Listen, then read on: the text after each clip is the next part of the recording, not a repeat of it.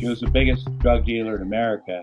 Was she grossed over like 200,000 per week or something? Is what they're saying. I do, and I'd say to her, "This is going to end." She had an airplane. She drove around her town with a car that had a dealer license plate, like a new Jaguar. Nobody in Tacoma, Iowa, has a foreign car, period, but not a new Jaguar. And she owned all these properties and put her friends up, and they gave up these houses, and that's why nobody would testify against her. It's like the mob, but it's going to come to an end. And so it was successful at that for a while, but then the shit hit the fan. 65. Well, I guess you're probably aware there's a documentary series about my little sister called The Queen of Meth. Right. She was the biggest drug dealer in America. And people are like, was it embarrassing having your sister be a drug dealer? And I'm like, not when I was doing drugs, it wasn't embarrassing. It was actually kind of freaking handy. But yeah, that was back in the 80s, factories closed down a lot, including in my hometown. The meat packing plant that I'd worked at for 3 years after high school closed down. They went on strike, and then they broke the union and closed it down. And working class people were, left out of things. There used to be unions and left out, and crystal meth was a perfect drug for this group of people. And then people realized, well, if you do work, this will be like, even when I worked at the meatpacking plant, a lot of people did that. And and I think with my sister, Was she grossed over like 200,000 per week or something? Is what they're saying. yeah, but I do, and I'd say to her, "This is going to end." She had an airplane. She drove around her town with a car that had a dealer license plate, like a new Jaguar. Nobody in Tacoma, Iowa, has a foreign car, period, but not a new Jaguar. And she owned all these properties and put her friends up, and they gave up these houses, and that's why nobody would testify against her. It's like the mob, but it's going to come to an end. And I would say that to her. I'd gotten sober, completely sober, clean sober, before this went down. The big arrests. There was two of them, and I just knew, because then the government comes in and they take everything except things they don't want that are too expensive, like her 150 quarter horses, and because it's expensive to feed them. So I had a big farm out there, and I go, okay, let me try to do something with these. I'll try to break them and make them Tennessee walkers or something that I can give to kids to strut and everything. And it was a huge pain in the butt. It took a long time to do that, but it's not. And she had to know, okay, this is going to end. And I think that the power and also the drug. Like, if you saw, my sister never admitted she was a drug addict, but you don't keep doing this, unless you're a drug addict. I know from my own experience of being on drugs and booze that you make terrible, terrible choices. Like, you weigh things, and your ethics are different. And so, yeah, I think that's with her. She's living in Ohio now, driving a forklift. I'm proud of her. Married to her 10th giant biker husband, and she has some beers, which but she's doing well, and I hope she keeps doing well. Well, do you think with it maybe being that she had police in her corner, that maybe that's why she got a little too relaxed? Well, if you our seventh step, our mom was a nut, and you could tell by it goes into my sister and I's childhood, and it's like not ideal. And our mom, the first time we ever did drugs was from our mom giving it to us, and booze. And I always knew our mom. She left when I was 4. My sister Lori was 3. My dad raised us. He was great, but I always knew she wasn't a mother. Like Lori, she was Lori's idol. Like, because she'd come over at Christmas drunk and fall into the tree, and my dad would just laugh. He wanted to take the high road, and he genuinely liked her, but he'd laugh. But I knew that's not a mother. I mean, she would say to me, "I'm not maternal. I'll never tell you I love you, but I might tap you on the knee once in a while." Like, it's not like Jesus. But my sister worshipped her, so that's really My sister did so great in life. She was a straight A student, great athlete, very popular. And then when she turned 14, she went to live with her mom. And so I'd already been there. I went first because I wanted to do, I'll be honest, I wanted to grow my hair out. I knew there'd be no rules. I was battling with my stepmother. I wanted to grow my hair out. I wanted to drink. I wanted to do drugs. I wanted to do whatever I freaking wanted. So it made sense to me. I know I didn't go over there for maternal support or I went over there because I knew. And I think it was her sixth husband, my sixth stepfather, who was not much older than me. But I went over there knowing what I was getting into, kind of. She came, and then soon after started dating. She's 14. She started dating a 22-year-old she met via my mom. And then my mom's like, wait a minute, I've given you three choices.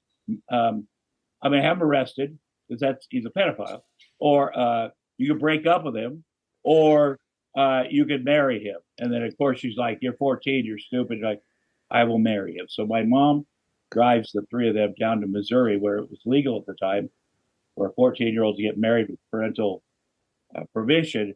And she made him marry this dude. It's just awful. And the first night he beat her up the night of their wedding. I had to go over there to his place and fight him. I was happy to get her out of there.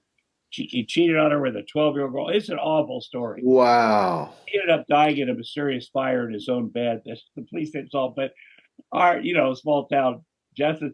But our seventh stepfather was the chief of police. And that really was helpful to my sister. First of all, Delmer was his name. His dad's name was Elmer. The police commissioner was Elmer Collier. His name is Delmer Collier. So he hated me. Like he's this big old redneck. He hated me, but he loved my sister because she paid him and all the other police officers. So the DEA guy, who was quite a nice guy, you hear the thing, they couldn't go, hey, we're investigating somebody. They had to do a surprise raid on without the DEA knowing. Without the local.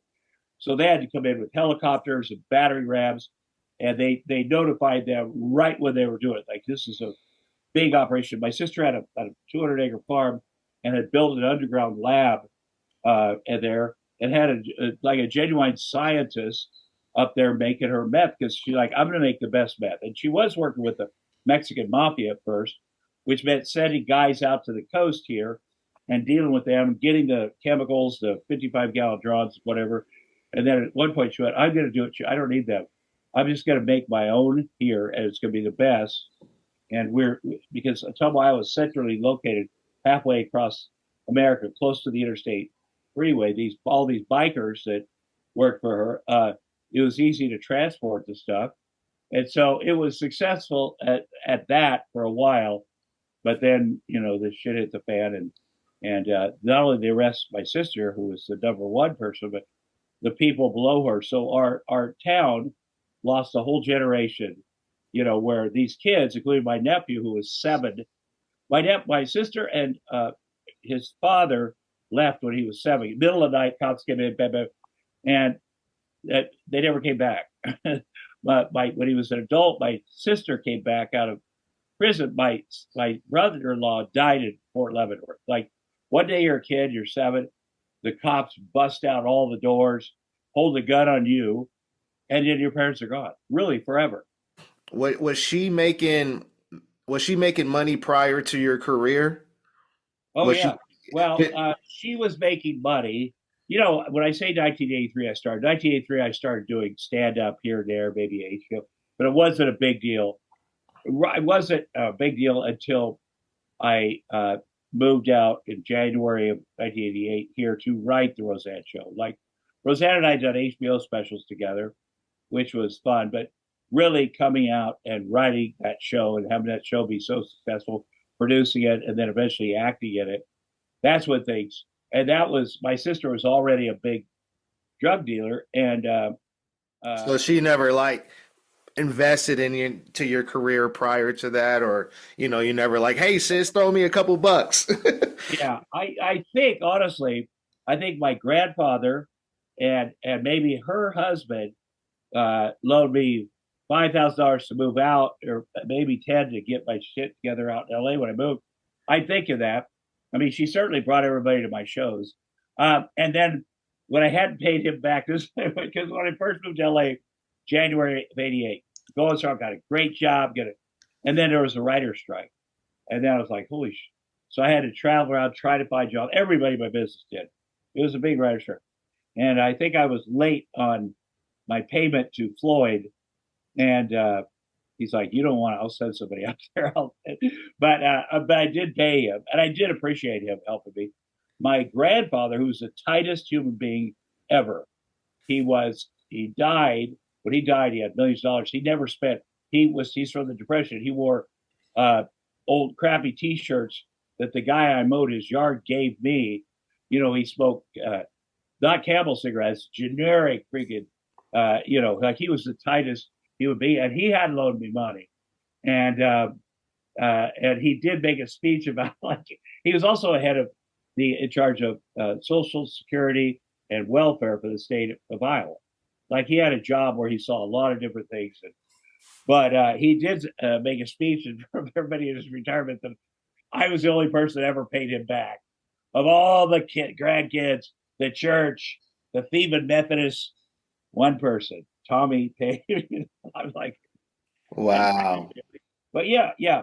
No, I mean, she'd given me drugs, but I was aware, like I was, we lived, and by then I had a farm on the west side of Ottumwa, and she had one on the east side, and I didn't realize how scary her thing got because from the time I moved to LA, I actually moved to Minneapolis in 1983 because they had comedy clubs, so we weren't quite we didn't see each other a lot, and I had no idea how big of a deal it was until right before she got busted, and the DEA called me and said it's happening today, and I'm like, what is so? This is 1991 or something, and so I wanted. First of all, they wanted her to go to prison for life, and I got her a great lawyer. I knew she deserved to be punished, but I thought life was, wanted her to be given a second chance. At some point, you got to pay your penalty, and it turned out that way. Her husband because he would not apologize. And there's something, he and I never got along, me and his biker buddies, but there was something a little noble about him, and not turning in everybody around him and saying, "I'm just going to die in prison." Like, it's it's not ideal, but that's what he did. And my sister, of course, did the other way. She's like, screw it, I want to get out of this. I'll turn in everybody above me.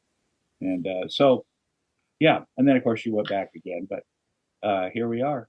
24/7, 12 months a year, 365.